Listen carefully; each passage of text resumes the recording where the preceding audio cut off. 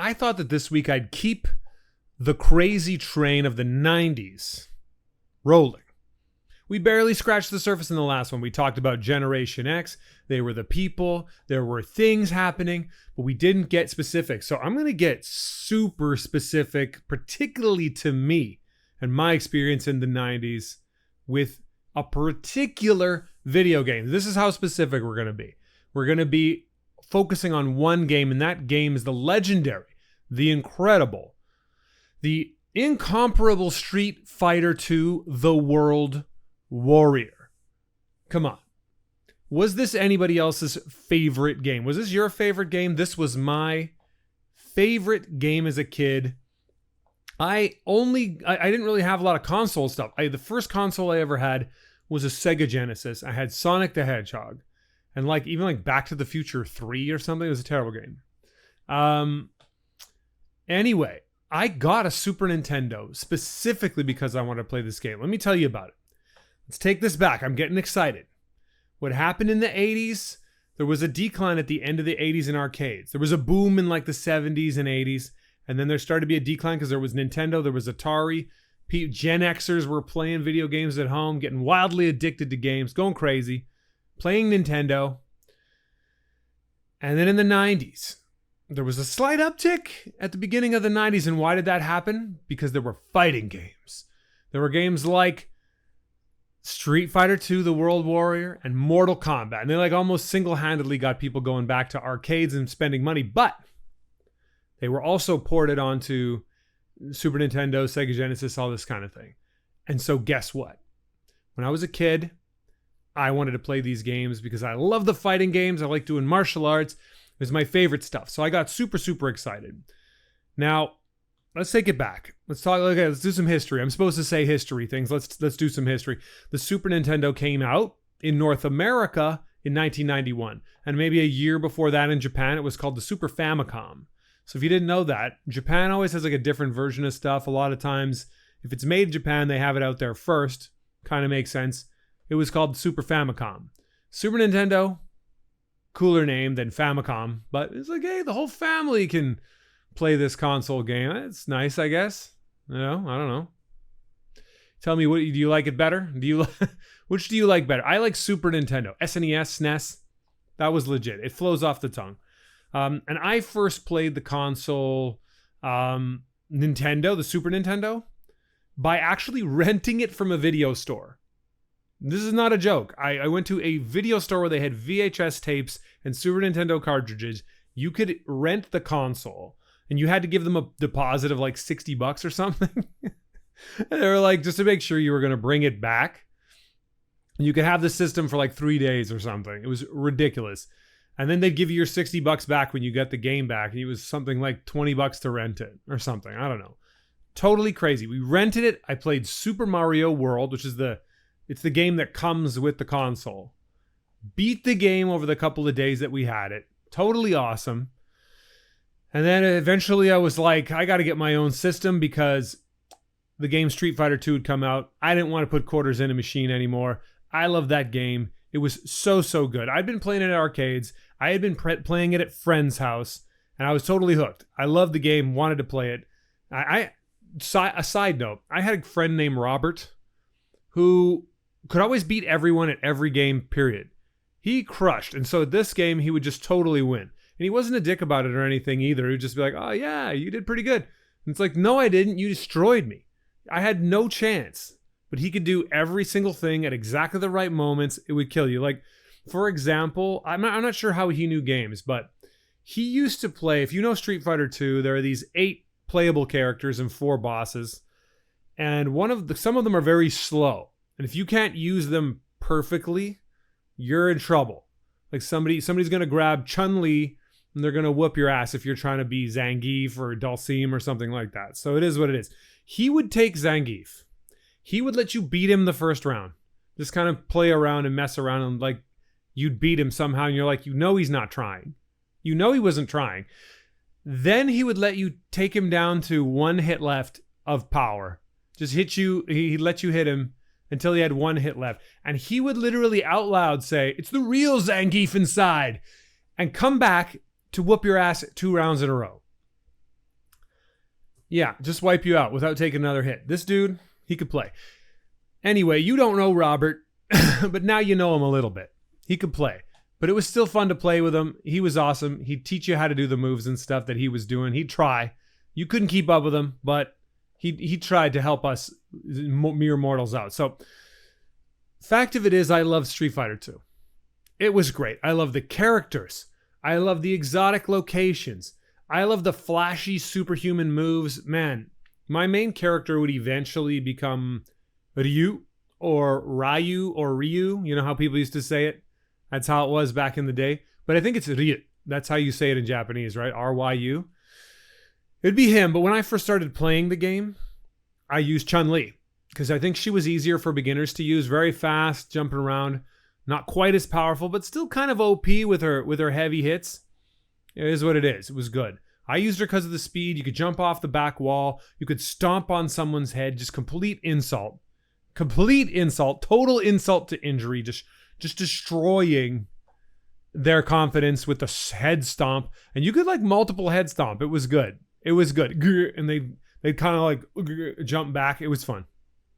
I love that. Love the game. This podcast, by the way, is me talking about how I love Street Fighter 2. So it is what it is. Anyhow, so it came out on Nintendo. It was called The World Warrior.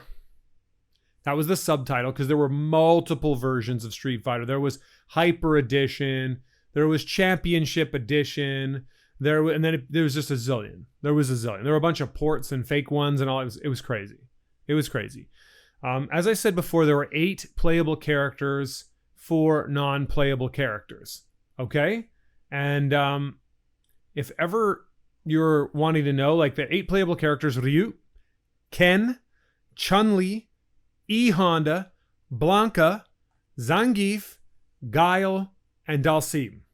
Okay? They're all from different places. Ryu was from Japan. Ken was from the United States. Chun-Li was from China. E Honda was also from Japan. He was a big sumo wrestler. Blanca was from Brazil. He was a monster.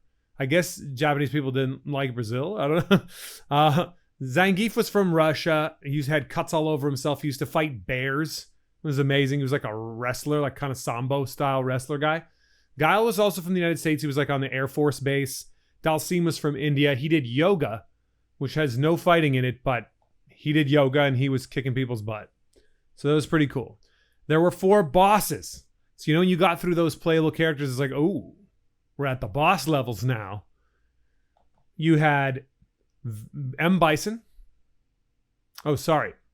I'm making a mistake saying M. Bison because it was Balrog in North America. And everywhere, like internationally, it was called Balrog. But in Japan, it was not called Balrog. I'll tell you that in a second. But I'll tell you the 4 guys. Balrog, Vega, Sagat, and M. Bison. Now, Balrog was from the States. He's in Vegas. He was a boxer. But his name wasn't originally Balrog. That was not a thing. Because that character was supposed to be called M. Bison. He was actually supposed to be Mike Tyson. M. Tyson. And the deal fell through with Mike Tyson. So the licensing didn't work out. And they said, okay, well, he'll be M. Bison then.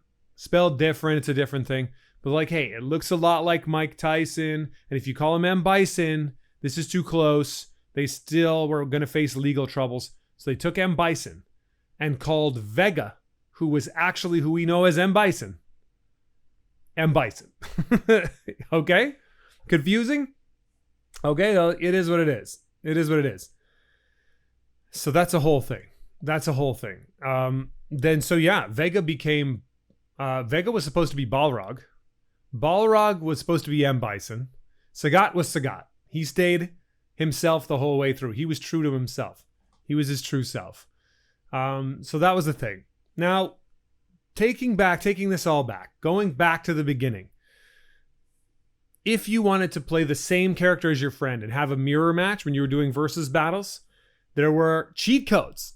You remember cheat codes back in the day? You have to like punch something in at the right time on the controller. Well, there are cheat codes. And I'm going to tell you the cheat code. I used it a zillion times when I was a kid for Street Fighter 2.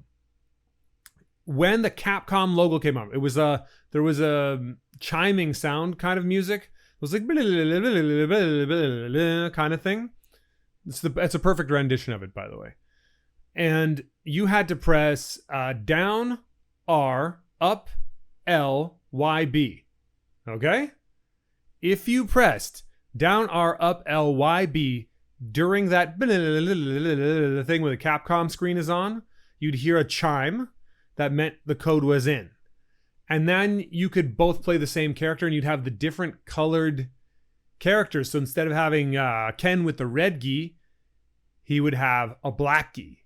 And Ryu had like a more black gi, was kind of grayish color.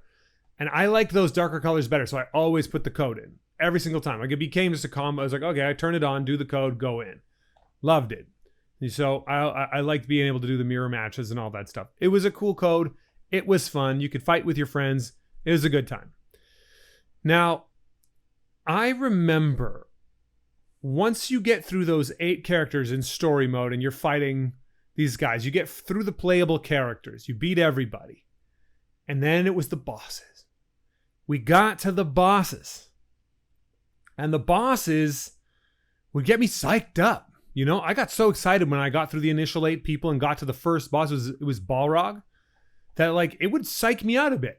The excitement would make me like worse at playing the game. Did that happen to anybody else? I think this is the first time I realized that your mental state counts. Because it's like you're too jacked up, like, oh my god, I'm fighting the boss, and then you lose. That Balrog starts beating the crap out of you. And he's like the easiest boss to beat in the world. He's easier than most of the players, to be honest. If you let him get a combo running on you, though, you were in trouble. He was a boxer in Vegas, and he beat the crap out of you. But here's the thing. He didn't have kicks or anything. Like, it was pretty easy to beat him. But I'd get psyched out. So that was probably my first time ever thinking about it. You know, and I played this game a lot. Let's put it this way. I played this game a lot. Street Fighter 2. I played this game so much that I had to keep upping the difficulty. And Street Fighter 2 had 7 levels of difficulty. 0, easy mode. 3, normal mode. 7, hard mode. Eventually, I think I started playing, of course, like Chun-Li or Ryu. Ryu. Well, should I say Ryu during this?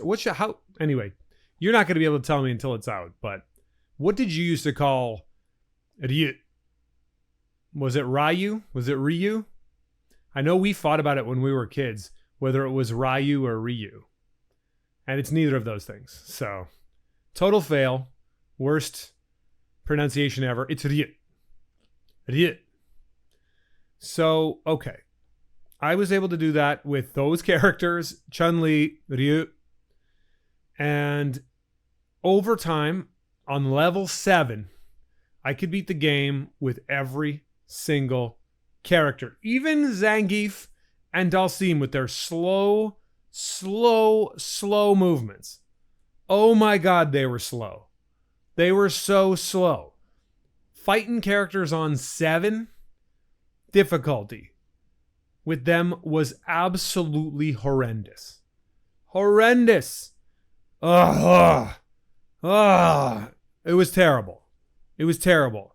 So I was at the point where I realized too, if you played with these characters and you played on 7, I was at the point where I realized I wasn't just getting psyched out by the bosses or psyched out by the CPU played characters.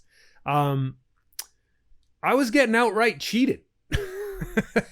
I was getting outright cheated. Have you ever said, like, the game did this to me, man? The game is doing this.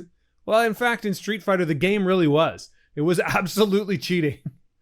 100% the CPU player was suddenly... They had special moves. If you know any special moves, classic, you ever heard the term Hadouken? That's the fireball. You know, you have to do a certain movement. It's this, by the way, if you're on the controller, or this if you're on the thing is a half moon, hit the button. So, half moon punch. That's how you do the Hadouken fireball, right? And so, here's the thing. There's other stuff. There's ones you have to charge, like Guile. He had a sonic flash kick, right? You have to hold down and then up and go. And you're supposed to hold down for like 3 seconds. You're supposed to hold down for like 3 seconds. Now, mid-air, falling down after being kicked on level 7, sometimes just on regular levels, you have Guile just slashing you. You'd have Guile smashing you. Hitting a flash kick. Wow, landing a flash kick mid-flight. He didn't have 3 seconds to hold anything. He wasn't even touching the ground. That would happen. They would cut frames out so that like a low kick would have 1 frame instead of 3. So you'd get hit by it twice as fast, 3 times as fast as you'd normally get hit by it. Sometimes, here's what it is. Like, it was infuriating. Infuriating, by the way, trying to beat anyone with this cheating going on. Look, it's my favorite game. I love it, but they were cheating. They were cheating. First time I remember this happening really was I was trying to beat M. Bison, which was Vega in Japan, with Dalsim on level 7. Okay? And there's this going on. I got so enraged by like this dude just kicking off every special move, throwing me across the room, his double foot kick thing, nailing me with this stuff when he really shouldn't have been able to.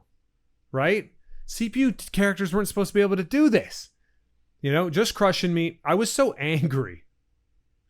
You know, okay, CPU characters were able to do whatever that they could do. They could cut frames. They had charge up times. They could block things that couldn't be blocked. And they could dodge things without moving. They just didn't get hit. It went through them. And this would happen to me when I was using Dalsim. Fighting M. Bison on level 7. He's hitting every special move you've ever seen in your life. It's taking 90% of my life in one hit. And I'm going, I don't remember this being possible for me at any point. And I was so enraged at one point that my mom came into the room and was like, why do you want to play this game if it's making you this angry? And I was like, I don't know. I didn't have an answer at the time. Okay? But I just kept playing until I beat M. Bison on 7 and figured out how I could do it every single time without the enraging defeat. Look, they're cheating? Fine. I'll play with the cheating. Let's go. And we defeated M. Bison with every character on 7, including Dalsim and Zangief. Which is not easy, by the way. But yeah, I was mad. I was super mad. And I'm sure my mom was right to some degree. Why was I putting myself through that? Well, you know what? It was because the stories. Every character in Street Fighter had a story. Okay? They had an awesome story. You know, I needed to see those ending screens that barely had any movement and just a little bit of text, and they were not very long for how much effort I had to do to beat M. Bison on 7 with Dalsim. But I did it. I needed those ending screens. I needed to learn about these characters. You know, it was the only point in the game where you were going to get the opportunity to learn about these characters. And so I loved it. I loved it. Whose ending was your favorite? If you played Street Fighter 2, whose ending was your favorite? I'm not sure who was mine. There was Honda was like, he was happy to win and then he was eating. So that was kind of fun. Chun-Li was like, now I can be a regular girl. And I was like, ooh. I was just a kid, so I had feelings. Was it Guile? He was able to have his family back or something? I think that was pretty... I don't know if that was my favorite, though. I think I liked Ryu. I think maybe that's why he became my favorite, because he's like, yeah, that's cool. I beat up these losers. I think I'll go walking across the entire planet with my bare feet now. I was like, this dude's hardcore. I'm sorry, I'm spoiling the ending. Spoiler alert, I already told you the endings. If you haven't played Street Fighter 2, it came out like over 30 years ago, okay? So geez, it's not my fault. I don't think I should have to say spoiler alert anymore. It just shouldn't have to say it anymore. Now, I know I wasn't the only kid in the world who liked Street Fighter 2. The franchise has more than 20 games. It has just as many spin-offs. But number 2, The World Warrior, is the one I think of fondly generally. It's the one I think back of and go, yeah, that was some 90s stuff right there. Was getting in the arcade. I'll tell you this, I was in the arcade and I was playing Championship Edition with some much older kid. He was like 14 or something, and I was just a little kid, like elementary school kid. I was using Vega, the actual the Vega with the claw, who we know as Vega now. Like internationally, everyone knows them as that, so all the games are that. But Vega with the claw from Spain, and I was crushing this dude with like almost basically button mashing because I was just a little kid. I didn't even really understand. I beat him so many times, he was getting so angry. He like actually wanted to fight me in real life, but like I was just a little kid and I'm just laughing at him like, dude, this guy's losing constantly. It was hilarious. Anyway, so this is the kind of thing I recall from those times where like you'd end up being with people, with friends, playing this game, trying to fight each other.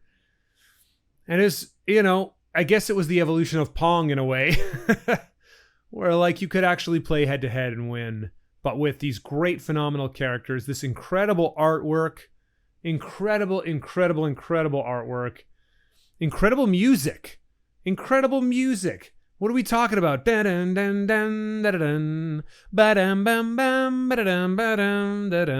very beginning opening screen, Tao. There's these two randos punching each other in the face. It's phenomenal.